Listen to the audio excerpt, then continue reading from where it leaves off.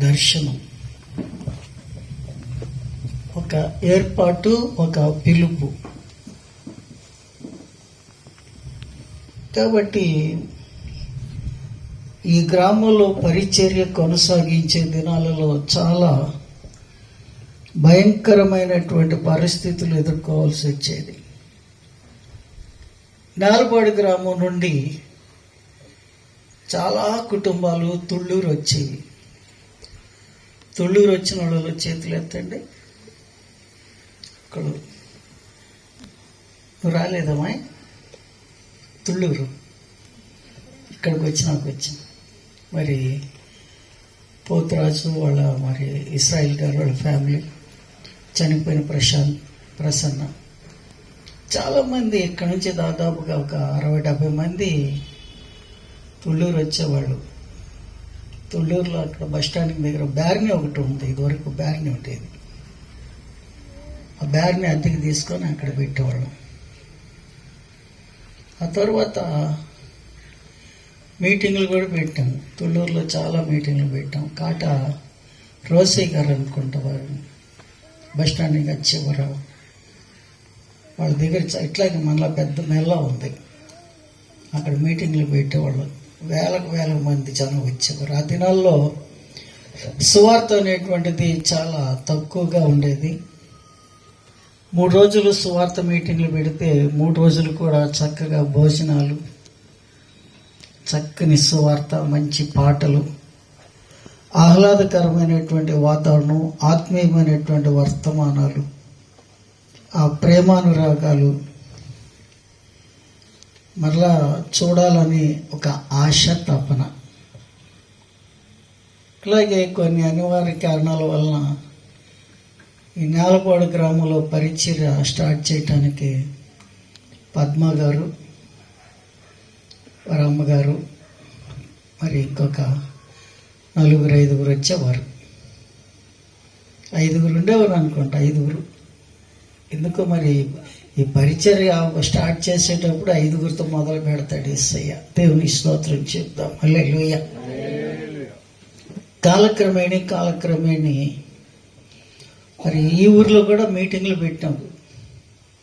ఈ ఊర్లో కూడా నేలపాడులో కూడా మీటింగ్, స్వార్థ సభలు పెట్టాము. అప్పుడు చాలా భయంకరంగా బురద, మట్టి రోడ్లు, దారి సరిగ్గా ఉండేది కాదు. చాలా అధ్వానంగా ఉండేది. అక్కడి నుంచి ఇక్కడికి రావాలంటే చాలా ప్రయాసపడాల్సి వచ్చేది.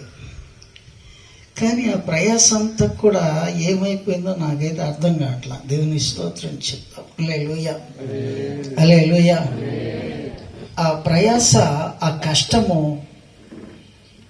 అసలు అది కష్టపడినట్టే ఉండేది కాదు. ఏదో దేవుని పని చేస్తున్నటువంటి ఆత్మీయ అనుభవంలోకి వెళ్ళిపోయాం. ఇంకో విషయం ఏంటంటే, ఒక ప్రత్యేకమైనటువంటిది, ఈ ఊరు నేను చిన్న పిల్లలు సలీము, ఎస్ బాబు, వీళ్ళంతా పాస్టమ్ గారికి ఆపరేషన్ చేసి బెడ్ మీద ఉన్నా కానీ ఈ ఊరు వచ్చేసేవాడిని. సంఘస్థులు ఆమె దగ్గర ఉండేవాళ్ళు 3-4. వాళ్ళకి అప్పగించేసి నేను వచ్చేవాడిని. ఆ రోజుల్లో సరిగ్గా బస్సులు కూడా కన్వీనియంట్గా లేవు. ఆ పర్యం దాకా రావటము, ఆ పర్యం కాడ నుంచి నడిచి రావటం, లేకపోతే ఏదైనా ఒక ట్రాక్టర్ దొరికితే ట్రాక్టర్లో వెనక్కి కూర్చొని ఇట్లాగా వస్తూ ఉండేవాడిని. చాలా ఎండలు, చలికాలము, వర్షాకాలము, ఆ కాలము ఈ కాలం అని ఏ కాలమైనా సరే ఒకేలాగా గడిచిపోయింది. చాలా ఆత్మీయమైనటువంటి అనుభవాలు ఆ దినాలు. గురించే వాక్యము, ప్రభునందు మీ ప్రయాస వ్యర్థం కాదని గుర్తెరిగి ఎప్పటికీ ప్రభు కార్యాభివృద్ధి యందు స్థిరులై ఉండండి అని వాక్యం చెప్తుంది. ఎప్పుడు కూడా ప్రియులరా, మన ప్రయాస ఎప్పుడు కూడా వ్యర్థం కాదు. మన ప్రయాస ఎప్పుడు కూడా దేవుడు కొట్టివేయడు. దాన్ని లెక్కలో పరిగణనలోకి తీసుకుంటాడు. అందుగురించే మన పెద్దలు అంటారు కదా, కష్టే ఫలి అని అంటారు. కష్టపడాలి. దైవ సేవకుడు, దేవుని బిడ్డలు, సంఘము కలిసి సమిష్టిగా కృషి చేసినప్పుడు దేవుని రాజ్య నిర్మాణానికి మనం అందరము కూడా తోడ్పాటు చేసిన వాళ్ళం అవుతాం. కాబట్టి ప్రియులారా, దేవుడు చాలా ఆశ్చర్యమైనటువంటి కార్యాలు చేశాడు యేసయ్య. అంటే అలసిపోకోకుండా, విసుగు చెందకుండా, ఇంకా చాలే, ఇంకా అంత దూరం ఏం పోతాంలే అనేటువంటి ఒక ఆలోచన మైండ్లోనికి రాకోకుండా ఈ గ్రామాన్ని దేవుడు అప్పగించాడు ప్రియులారా. హల్లెలూయా, హల్లెలూయా. కాబట్టి ఈ గ్రామాన్ని దేవుడు ఎంతగానో ఆశీర్వదించాడు.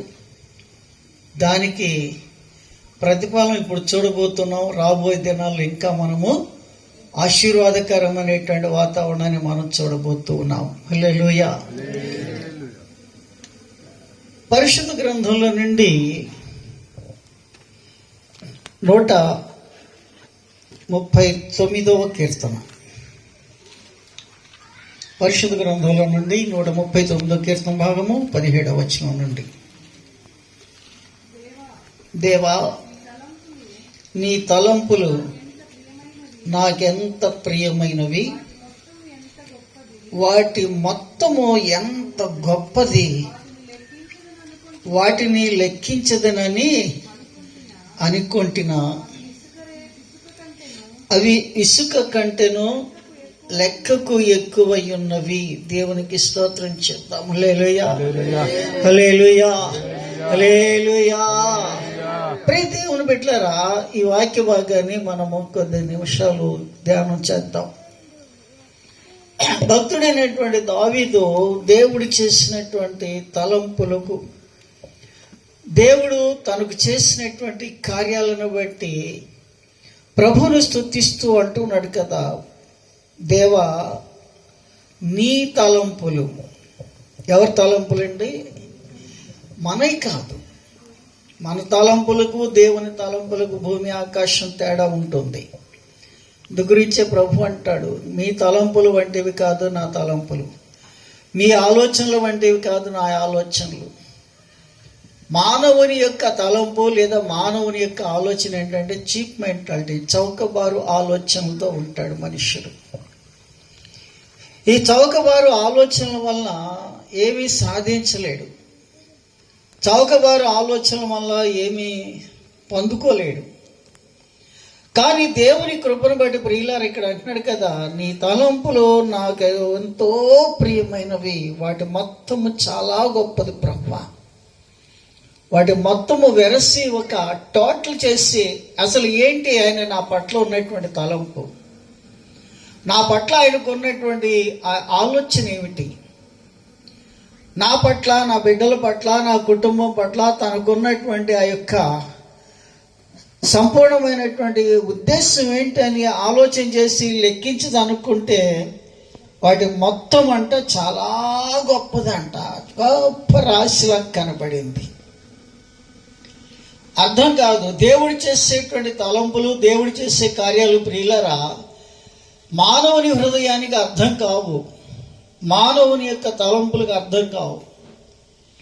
దేవుడు చేసే ప్రతి కార్యము కూడా ఒక అద్భుతమైనటువంటి మహత్తరమైనటువంటి కార్యమే. అందు గురించి అక్కడేమంటున్నాడంటే, వాటిని లెక్కించదని అనుకుంటున్నా, అవి ఇసుక కంటెను లెక్కకు ఎక్కువై ఉన్నవి అని అన్నాడు. హల్లెలూయా, హల్లెలూయా, హల్లెలూయా. ప్రియ దేవుని బిడ్డలారా, ఆయన ఆలోచనలు ఎట్లా ఉన్నాయంటే లెక్కించాలని చెప్పి ఒక ఆలోచన కలిగి ఉన్నాడు భక్తుడు. అసలు ఏమిటి దేవుడు నన్ను ఏర్పాటు చేసుకోవటానికి కారణం ఏంటి, దేవుడు నాకు చేసినటువంటి కార్యాలు, దేవుడు నాకు చేసినటువంటి మేలును బట్టి వాటన్నిటిని కూడా లెక్కించాలనుకోండి చాలా గొప్పగా ఉన్నవి. గొప్పగా అంటే పెద్ద సమస్య ఉంది, లెక్క పెట్టొచ్చులే అనుకున్నాడు. కానీ దేవుని యొక్క ఆలోచనలు ఎట్లా ఉన్నాయంట, ఆయనకు ఇసుక కంటే లెక్కకు ఎక్కువ ఉన్నాయంట, ఇసుక కంటే కూడా. ఎందుకు ఇక్కడ ఇసుకను ఉపయోగించాడు దావీదు? ఇసుకను ఉపయోగించటంలో ఉన్నటువంటి ఫలితార్థం ఏంటి అంటే, బైబిల్ గ్రంథంలో ఇసుకను 3 విధాలుగా మార్చి మాట్లాడతారు. మూడు విధాలుగా పోల్చి మాట్లాడుతుంటారు భక్తులు. ఈ మూడు విధాలలో మొట్టమొదటిది ఏమిటాయి అని అంటే ఆశీర్వాదకరమైనటువంటిది దీవెనలు. ఇసుక కంటే ఎక్కువైనటువంటి దీవెనలు దేవుడు మనకి ఇచ్చాడంట. ఎవరికైనా అర్థం లెక్కేసుకున్నామా? ఎప్పుడైనా లెక్కేసుకున్నామా? దేవుడు మన పట్ల చేసినటువంటి ప్రతి కార్యాన్ని బట్టి, దేవుడు మన పట్ల ఉన్నటువంటి ఉద్దేశాన్ని బట్టి, దేవుడు మన పట్ల చేస్తున్నటువంటి ప్రతి ఆశీర్వాదకరమైనటువంటి మాటను బట్టి మనం చూసినట్లయితే ప్రియులరా, ఇసుక అనేటువంటిది చాలా సున్నితమైనది, చాలా సింపుల్గా ఉంటుంది. అది లెక్కకు రాదు. ఒక గుప్పిడి ఇసుక తీసుకొని నీళ్లు కొడితే నీళ్ళలో కొట్టుకుపోతుంది. ఒకసారి తెనాలి రామకృష్ణుడు ఆ సభలోకి ఒక అతను వచ్చాడండి, ఒక మహాకవి వచ్చి అన్నాడంట కదా, నాతో లెక్కలో ఎవడు గెలిచేవాళ్ళు లేడండి, మీ రాయల సామ్రాజ్యంలో ఎవరైనా నాతో లెక్కలో గెలిచేవాళ్ళు ఉంటే రండి అని చెప్పి పందెం వేశాడంట కృష్ణదేవరాయల గారి దగ్గరికి వచ్చి. కృష్ణదేవరాయల గారు బిత్తరపోయాడు. ఏ లెక్క అడిగినా నోట్ లెక్క, ఊరికి నోట్లో వాడు అడగక ముందే లెక్కకు ఆన్సర్ ఇస్తా ఉన్నాడు ఆ కవి. దీనికి ఎవరు సమాధానం చెప్తారని చెప్పి, పలానా వ్యక్తి ఉన్నాడండి అతన్ని పిలిపించండి అని చెప్తాడేమో సమాధానం అన్నాడు. సరేనని చెప్పి, అయ్యా ఈ మహాకవి పండితుడు వారు ఎక్కడి నుంచి వచ్చారు, ప్రతిదీ కూడా లెక్క చెప్పమంటున్నాడు, ఊరికినే చెప్తున్నాడు, మనం ఏది అడిగినా లెక్క ఊరికినే చెప్తున్నాడు, నువ్వేదైనా చెప్పగలిగితే ఇతను నోరు మూపించు అన్నాడండి. సరేనని చెప్పి ఒక బస్తా నిండా ఇసుక తెప్పించాడంట. బస్తా నిండా ఇసుక తెప్పించి ఆ లెక్కలు చెప్పేటువంటి పండితుడిని అడిగాడంట, ఇసుక ఎంతో లెక్క పెట్టి చెప్పండి అన్నాడంట. ఇసుక ఎంత ఉందో లెక్క పెట్టి చెప్పండి అన్నాడంట. రామకృష్ణుడు ఆ మాట అనగానే ఆ కవికి ఏం దిక్కుదోచల, ఏం చెప్పాలో అర్థం కాల. ఏం చెప్తున్నాడంటే, ఏంది ఇసుకని ఎట్లా లెక్క పెట్టి చెప్తాను, నీకు లెక్కలు చెప్తున్నాక ఇప్పుడు దాకా చెప్పు అన్నాడంట.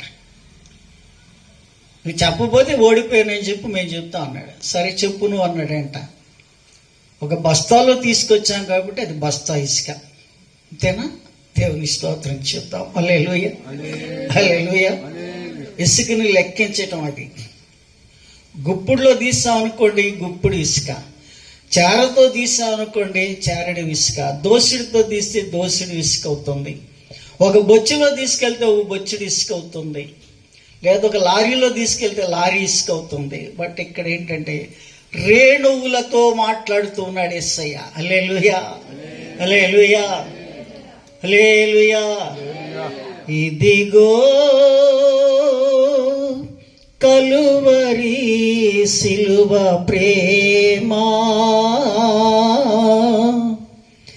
మరపురాని మధుర ప్రేమ,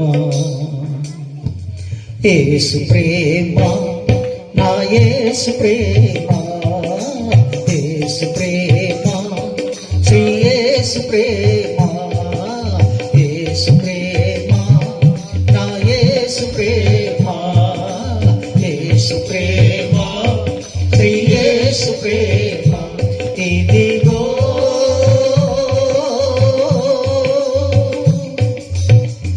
యేసుని సిలువకు పంపిన ప్రేమ, దోషిని కరుణతో పిలిచిన ప్రేమ, యేసుని సిలువకు పంపిన ప్రేమ, దోషిని కరుణతో పిలిచిన ప్రేమ, మరువజాలని ప్రేమ, నన్ను మరువని ప్రేమ, మరువజాలని ప్రేమ, నన్ను మరువని ప్రేమ. ఇదిగో కలువరి సిలువ ప్రేమ, పరపురాని మధుర ప్రేమ, యేసు ప్రేమ, నా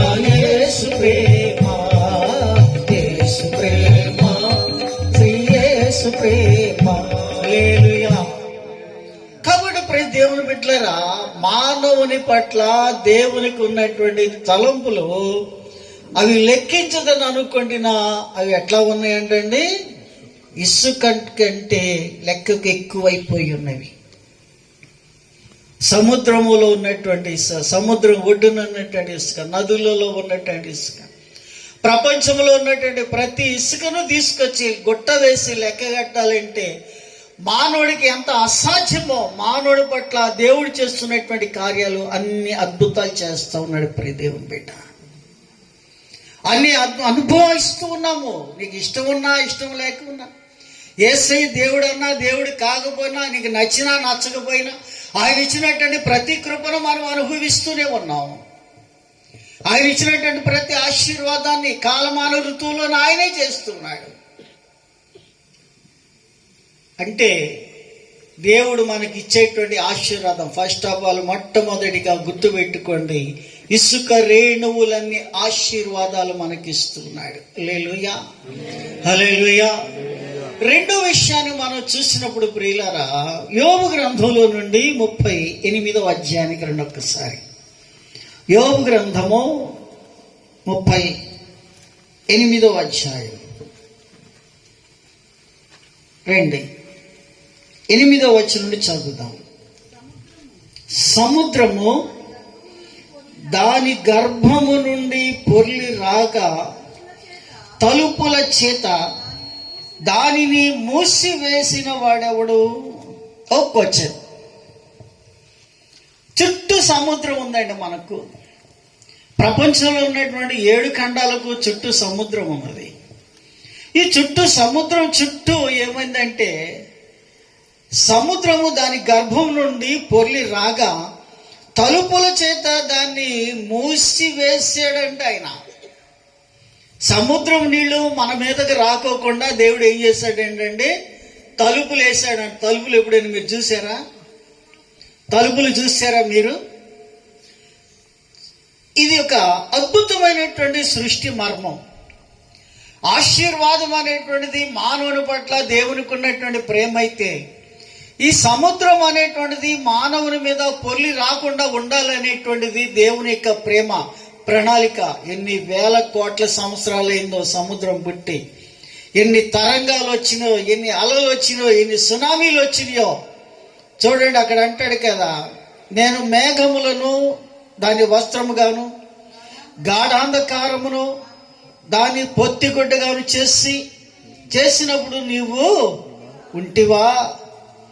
దానికి సరిహద్దులు నియమించి దానికి అడ్డగడియలను తలుపులను పెట్టించినప్పుడు నువ్వు ఇంతవరకే గాని మరి దగ్గరకు రాకూడదని, ఇక్కడనే నీ తరంగములు పొంగు అణిపవేయబడిననియో నేను చెప్పినప్పుడు నీ ఉంటివా? సముద్రముతోనంట మానవుని యొక్క నిర్మాణం కాక మునుపు సంగతి ఇది. ఇదిగో నా పోలిక చొప్పున, నా ఆకారము చొప్పున నేను ప్రేమించినటువంటి మానవులను నేను సృష్టిస్తున్నాను. వాళ్ళు సృజించబడిన తర్వాత వారు నన్ను ఆరాధిస్తారు, ఘనపరుస్తారు, మహింపరుస్తారు. నేను వారిని దీవిస్తాను, వారిని హెచ్చిస్తాను, వారిని నా కుమారులు కుమార్తెలుగా నేను స్వీకరిస్తాను. వారి మీదకు నువ్వు ఏ విధమైనటువంటి తొందరపాటు చర్యలు తీసుకోవద్దని చెప్పి దేవుడు ఏం చేశాడంటే సముద్రమునకు హద్దుగా నియమించాడంట ఇసుకను. ఇసుకను ఏం చేశాడండి? అడ్డుగడియలంట. అంత ఇసుక తీసుకొచ్చి బకెట్ నీళ్లు కొడితే పోతాయి. అంత పెద్ద సముద్రము అడ్డుగోడలుగా వేసి, గడియలుగా వేసి, తలుపులుగా వేసి, హద్దులు వేసి సముద్రంతో చెప్తాడు, బీ కేర్ఫుల్, జాగ్రత్త. నా బిడ్డలు సుఖమైన నిద్రపోతూ ఉంటారు, ఆదమరచి నిద్రపోతూ ఉంటారు, పనులు చేసుకుంటూ ఉంటారు, కష్టపడుతూ ఉంటారు. వారికి ఏ విధమైనటువంటి హాని చెయ్యొద్దు. అసలే నీకు తొందరపాటు ఎక్కువ. సముద్రానికి ఏ ఎక్కువ అండి? తొందరపాటు ఎక్కువ. అలలు వస్తూ ఉంటాయి, ఎప్పుడు ఊరి మీద పడదామా అన్నట్టు. 2004లోనే ఎప్పుడు వచ్చి పడింది, పడింది ఊరి మీద. 7 దేశాలు కొట్టుకుపోయింది. దేవుని స్తోత్రం చెప్తాం. హల్లెలూయా, హల్లెలూయా. ప్రియులారా, దేవుడు ఇసుక చేత సముద్రానికి గడియలు వేశాడండి, అడ్డు కట్ట వేశాడు రాకోకుండా. ఏ విధంగా సముద్రము మన మీదకి రాకుండా గడియలు వేశాడో, శత్రువు అనేటువంటి వాడు మన మీదకి రాకుండా ఇసుక రేణువు తన కృపను బట్టి మనకు కాపుదాలు ఇస్తున్నాడు ప్రియులారా. హల్లెలూయా, హల్లెలూయా. ఇసుక రేణువుల వల్లే దేవుడు మనకేమి ఇస్తున్నాడండి? తన కాపుదాల. ఎంత ఎన్నిక లేనటువంటి ఇంత ఇసుక రేణువు. ఒక కవి అడిగాడంట, ప్రపంచాన్ని మూసేసేది ఏది చెప్పన్నాడంట. ప్రపంచాన్ని మూసేసేది చెప్పాడంటే, ప్రపంచాన్ని మూసేసేది ఏమీ లేదండి, కంటిలో చిన్న ఇసుక రేణువు పడితే కన్ను మూసేస్తాం, ప్రపంచం కనబడదు ఇంకా అన్నాడు. ఒక ఇసుక రేణువు కంట్లో పడితే మనకి ఎట్లా ఉంటుందండి? కన్ను మూసి ప్రపంచాన్ని చూడలేం. అట్లాంటి ఎన్ని రేణువులు, ఎన్ని కోటాను కోట్ల రేణువులను నీ కొరకు నా కొరకు భద్రంగా సరిహద్దులు వేసి, అడ్డుగోడలుగా వేసి, సముద్రానికి సరిహద్దులు పరిచి, ఇదిగో ఇక్కడి దాకే రావాలి, ఇంతకు మించి నువ్వు రాకూడదు అని చెప్పి అడ్డుగోడలు వేసినటువంటి వాడు ప్రభువైన యేసుక్రీస్తు వారు. సముద్రానికి ఇసుకను అడ్డుగోడలుగా వేసి ఇంతవరకే రావాలన్నాడంట. అంత మాత్రమే కాదు, ఆయన ఏమంటున్నాడు చూసారా? తలుపుల చేత దాన్ని మూసివేసిన వాడంట. తలుపుల చేత మూసివేశాడంట.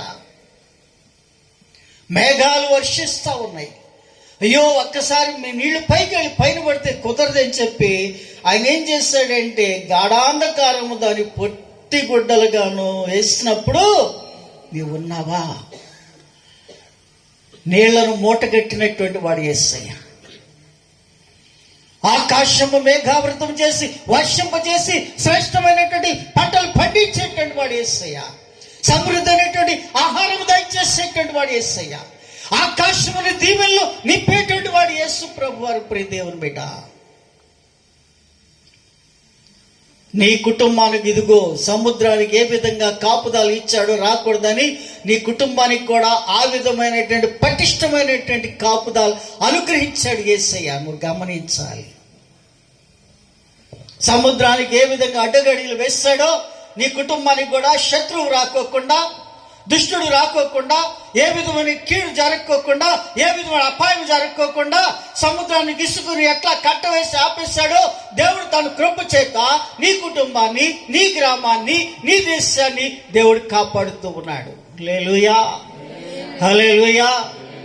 కాబట్టి ప్రియ దేవుని బిడ్డలారా, విశ్వాస జీవితంలో మనం గమనించాల్సింది ఏంటంటే, ఇసుక రేణువులోని ఆశీర్వాదాలు ఇచ్చినటువంటి వాడు. ఇసుక రేణువుల వలె మనల్ని సైనికులను పెట్టి కాపలా కాపిస్తున్నాడు. ప్రతి ఒక్క ఇసుక రేణువ మన కొరకు ఒక సైనికుని వలె కాపలా కాస్తున్న ప్రియ దేవుని బిడ్డ. అబ్రహాముతో అంటా ఉన్నాడు, ప్రభువా ఏముంటే నీవు లేకపోతే నేను ప్రభువా, నాకు సంతానం లేదు కదా అని అబ్రహాము వాపోతూ ఉంటే ప్రభు అంటాడు కదా, గబగబా బయటికి తీసుకుని వచ్చి ఆకాశం వైపు చూపించి, నీకు చేతనైతే ఆకాశ నక్షత్రం లెక్కించు అని అన్నాడు. వాళ్ళకి కాదు, దేవుడు అంటాడు కదా, నీ సంతానమును ఆకాశ నక్షత్రం వలెను ఇసుక రేణువుల వలె నేను నిన్ను హెచ్చిస్తాను, దీవిస్తాను అన్నాడు. హల్లెలూయా, హల్లెలూయా. ఎందుకు ఇసుక రేణువులని ఉపయోగిస్తున్నాడు పదే పదే? బైబిల్లో చాలాసార్లు, దాదాపుగా 1200 సార్లు ఇసుకను గురించి మాట్లాడతాం. ఇసుక మీద వేయబడిన పునాది, ఇసుక మీద కట్టబడినట్టు పునాది, ఇంకా చాలా రకాలైనటువంటి సందర్భాలు ఉన్నాయి. కానీ దేవుడు మనకి ఇచ్చినటువంటి సంతానము ఎటువంటి సంతానం అంటే, ఆకాశ నక్షత్రముల వలె వాళ్ళు రక్షించబడినటువంటి దేవుని ప్రజలు. ఇసుక రేణువుల వలె లోక సంబంధమైనటువంటి వారు, వాళ్ళు కూడా దేవుని బిడలే, వారు కూడా మనవాళ్లే, మన ఇరుగు పొరుగు వారు కూడా మనవాళ్లే, మన పక్కింటి వాళ్ళు, మన బజార్ వాళ్ళు, మన పేట వాళ్ళు, మన గ్రామం, రాష్ట్ర దేశంలో ఉన్నటువంటి వారు, ఆ పేట ఈ పేట ఏ పేట అనేటువంటి భేదభేదం లేకోకుండా అందరూ కూడా మన యొక్క బ్లడ్ రిలేషనే, మన రక్త సంబంధికులే. కాబట్టి ప్రియ దేవుని బిడ్డలారా, ఇసుక రేణువుల వలె ఆశీర్వదించబడిన దేవుడు, ఇసుక రేణువులు అడ్డుగా వేసినటువంటి దేవుడు, ఇసుక రేణువుల వలె సంతానాన్ని ఇచ్చినటువంటి దేవుడు ఒకసారి యోబు గ్రంథానికి రండి. కీర్తన భాగము 92వ అధ్యాయము 5వ వచనం. కీర్తన భాగము 92వ అధ్యాయము 5వ వచనం. యెహోవా, నీ కార్యములు ఎంత దొడ్డవి ప్రభువా, ఎంత గొప్పవి నాయనా. నువ్వు చేసేటువంటి కార్యాలు ఎన్ని అద్భుతాలు చేస్తున్నావు ప్రభువా. ఏమంటున్నాడండి? యెహోవా, నీ కార్యములు ఎంత దొడ్డవి అంటే గొప్పవి. దొడ్డది అనేటువంటి మాటకి ఏంటంటే అది కన్నడ భాష. కన్నడ భాష అంటే దొడ్డు అని అంటే పెద్ద అని అర్థం. కాబట్టి ప్రియులరా, నీ కార్యములు ఎంత గొప్పవి, ఎంత గొప్పవి ప్రభు. ఉన్న వాటిల్లో కల్లా లెక్కించాలనుకుంటే అవి లెక్కకు మించిపోయినవి. ఇంకో అంటాడు 40 కీర్తనలకు వెళ్ళేటప్పటికి అంటాడు కదా, అవి నా తల ఎంట్రుకలకు మించిపోయి ఉన్నాయి. ఆ తల ఎంట్రుకలే లెక్క పెట్టలేని వాళ్ళు మనం ఇసుక రేణువులు ఏం లెక్క పెడతామండి? తల వెంట్రుకలే మనము లెక్క పెట్టలేము. కానీ ప్రభు అంటాడు కదా, మీ తల వెంట్రుకలు నేను లెక్కించి ఉన్నాను. ఇసుక రేణువులను మీకు కాపుదలగా ఇచ్చాను. ఇసుక రేణువుల వల్లే మీకు సంతానాన్ని ఇచ్చాను. ఇసుక రేణువుల వల్లే నేను మిమ్మల్ని ఆశీర్వదించాను. కాబట్టి ఇన్ని అద్భుతాలు చేస్తున్నాడు కనుక ఆయన కార్యములు ఎటువంటి అంటే దొడ్డవి, అద్భుతమైనటువంటి కార్యాలు చేసేటువంటి దేవుడు ప్రభువైన యేసుక్రీస్తు వారు. గొప్ప గొప్ప కార్యాలు చేస్తాడండి. యేసు ప్రభువుని నమ్మితో సొమ్ము లేకపోతే దుమ్ము. నమ్మండి, యేసు ప్రభువు నమ్మండి. ఒక దొంగ నమ్ముతాడు, ఒక త్రాగుబోతు నమ్ముతాడు, ఒక వ్యభిచారి నమ్ముతుంది. కానీ దేవుని బిడ్డలమైనటువంటి మనము, ఒక మనుష్యుడు దేవుని నమ్మటానికి సిగ్గుపడవలసిన అవసరం లేదు. ఆయన అద్భుతమైనటువంటి కార్యాలు చేసేటువంటి దేవుడు. ప్రియ దేవుని బిడ్డలారా, ఈ రాత్రికాల సమయంలో మనం బాగా గమనించాలి. ఇంకొక మాట చెప్పి నేను సమయాన్ని పాష గారికి ఇస్తాను. ఇర్మియా గ్రంథం 5వ అధ్యాయం 22వ వచనం చదువుదాం. ఇర్మియా గ్రంథము 5వ అధ్యాయము 22వ వచనం చదవండి ఒకసారి. సముద్రము దాటలేకుండానట్లు దాని తరంగములు ఎంత పొర్లినను అవి ప్రబలలేకయు, ఎంత ఘోషించినను దాన్ని దాటలేక ఉండినట్లు నిత్య నిర్ణయము చేత దానికి ఇసుకను సరిహద్దుగా నియమించిన నాకు మీరు భయపడరా. ఒక్క ఇసుక రేణువుని అక్కడ అడ్డం పెట్టి సముద్రాన్ని భయపెట్టిన దేవుడు యేసయ్య. అన్ని ఇసుక రేణువులు తీసుకెళ్ళి అట్లా జల్లి సముద్రాన్ని భయపెట్టినటువంటి వాడు యేసయ్య. సముద్రాన్ని గద్దించినటువంటి వాడు యేసయ్య. దాని పొంగును తరంగంలో అణిచినటువంటి వాడు యేసయ్య. అద్భుత కార్యాలు చేసినటువంటి వాడు యేసయ్య. సముద్రాన్ని నేను దాటి రావద్దని ఇసుక రేణువులతో సరిహద్దులు వేసి నియమించాను కదా. నా మాట అప్పటి నుంచి ఇప్పుడు దాటిందా ఎప్పుడైనా సముద్రము? ఎప్పుడైనా పొర్లి వచ్చిందా? అది నా మాట లోబడుతుంది, నాకు భయపడుతుంది. దాటి వస్తే ఏం జరుగుద్దో. మొన్న ఎక్కడో చూశాను, సముద్రం అంట 15 కిలోమీటర్లు ఎండిపోయిందంట. రాబోయే దినాలలో దేవుడు సముద్రాలను ఎండిపోచేస్తున్నాడు. హల్లెలూయా, హల్లెలూయా. నిన్న ఎక్కడో యూట్యూబ్లో చూశాను, సూర్యుడు అంట ఒక భాగం చీలిందంట, ఎక్కడో చీలిపోయాడంట ముక్కలు. అందు గురించి ఎండలు విపరీతంగా వస్తా ఉన్నాయి అని అంటున్నాడు. అంటే సూర్యుడు చీలిపోయి, చంద్రుడు చీలిపోయి, భూమి చీలిపోయి, సముద్రం ఎండిపోయి, నదులు ఎండిపోయి, పంటలు లేక, తిండి లేక మనుషుడు ఏమవుతాడండి? ఏమవుతాడు మనిషి? ప్రియ దేవుని బిడ్డలారా, రాబోతున్నటువంటి భయంకరమైన శ్రమ కాలం నుండి తప్పించుటకు ప్రభువైన యేసుక్రీస్తు వారు ఒక్కడే నీకు రక్ష. ఆయన ఒక్కడే నీకు దిక్కు. నాకు భయపడవా? నువ్వు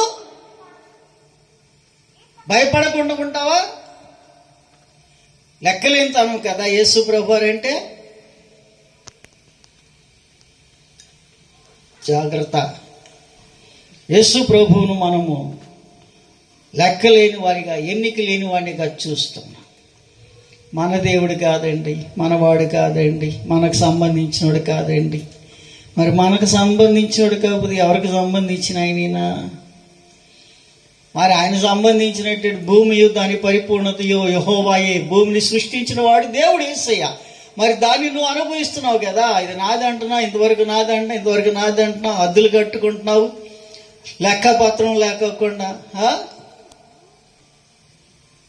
రాబోయే దినాల్లో ప్రియ దేవుని బిడ్డలారా, దేశాల మీద దేశాలు భయంకరమైనటువంటి ఉపద్రవాలు రాబోతా ఉన్నాయి, భయంకరమైనటువంటి తిరుగుబాట్లు రాబోతా ఉన్నాయి. అవన్నీ మనం కళ్ళారా చూడబోతున్నాం. బట్ ఇక్కడేమంటా ఉన్నాడంటే ప్రవక్త ఇర్మియా ద్వారా, తన ప్రజలు హద్దు మీరినప్పుడు, దేవుని ప్రజలు దేవునికి దూరంగా ఉన్నప్పుడు, దేవుడు అంటే భయము లేనప్పుడు, ఒక బ్రహ్మాండమైనటువంటి ఒక సందర్భాన్ని తీసుకొచ్చి వాళ్ళ ముందు పెడుతున్నాడు. ఇదిగో సముద్రము దాటలేనట్లుగా దాని తరంగములు ఎంత పొర్లిననో అవి ప్రబలు లేకయు, ఎంత ఘోషించినను దాటలేకయు ఉండునట్లు నిత్య కట్టడగా నిత్య నిర్ణయం చేత దానికి ఇసుకను సరిహద్దులుగా వేశాను కదా. ఒక్క ఇసుక చేత దాన్ని కంట్రోల్ చేయగలిగాను. కానీ ఎన్నిసార్లు దైవ సేవకులు చెప్తున్నారు, ఎంతమంది దైవ సేవకులు ఎన్ని సంవత్సరాలు తరబడి ఉపవాసాలు కన్నీరు కాచి, ప్రభా వీళ్ళని మార్చండి, ఈ గ్రామాన్ని మార్చండి, గ్రామాన్ని ఆస్వాదించి, గ్రామాన్ని మీకు కాపుదల దయచేయండి. ప్రియ దేవుని బిడ్డలారా, ఎంతో గొప్ప దేవుడు అండి యేసయ్య. వాటన్నిటిని మనం లెక్కించాలనుకుంటే అవి మన తల వెంట్రుకలకు మించిపోయి ఉన్నాయి అంటా ఉన్నాడు.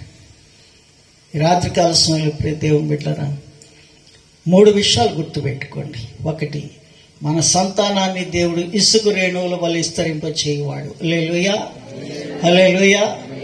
రెండో విషయం ఏంటంటే, శత్రువు మన మీదకి ప్రబలకోకుండా కాపులా కాసేటువంటి వాడు.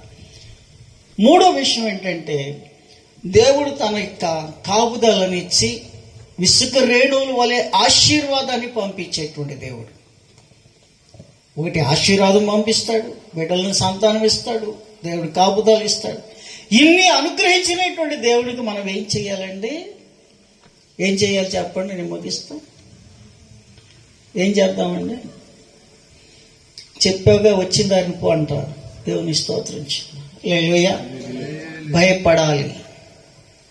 ఏం పడాలండి? దేవుడికి భయపడాలి. భయభక్తులు కలిగి, విశ్వాసం కలిగి, నమ్మకం కలిగి, ప్రార్థనా జీవితం కలిగి, అనునిత్యము ప్రార్థన చేస్తూ, దేవుని బిడ్డలారా, ఈ రాత్రికాల సమయం గ్రామాన్ని దేవుడు ఎంతో ప్రేమించి, మరి అనుకోకుండా ఇంకా ఏం పెడతాంలే అనుకున్నాడు. యేసుబాబు నేను అడిగితే ఏమన్నా అని నీళ్లు నవ్వులుతున్నాడు. మరి ఎందుకు అప్పటికప్పుడు తలంపు వచ్చి మిస్ అవ్వకూడదు అనేటువంటి భావంతో, మరి కష్టమో నష్టమో తప్పదు, దేవుని పని కాబట్టి దీన్ని మనం దేవునికి లెక్క చెప్పాలి అనేటువంటి భయంతో మరి గ్రామాన్ని మరి ప్రేమించి దేవుని యొక్క పని ఆగకుండా కంటిన్యూ జరగటం కోసం ప్రియబిడ్డలు అందరూ కూడా ప్రయాసపడి వచ్చారు. అలాగే మీరు కూడా వచ్చి మంచిగా దేవుని వాక్యం విన్నందుకు దేవుడు మిమ్మల్ని, మీ కుటుంబాలకు కూడా ఇసుక రేణువుల వల్ల ఆస్వాదించి, ఇసుక రేణువుల వల్ల సంతానం ఇచ్చి, ఇసుక రేణువుల వల్ల కాపుదాలు ఇచ్చి, దేవుని కృపలను నడిపిస్తున్నందుకు దేవునికి భయపడటం నేర్చుకోండి. దేవుని భయపడండి, దేవుడు ఆశీర్దిస్తాడు. దేవుడి మాటలు దీవించును గాక. ఆమేన్. మీ అందరికీ వందనాలు. ప్రభు పేరిట మరి ఒకసారి వందనాలు చెల్లిస్తూ సమయాన్ని పాస్టర్ గారికి ఇస్తాను. ఆమేన్.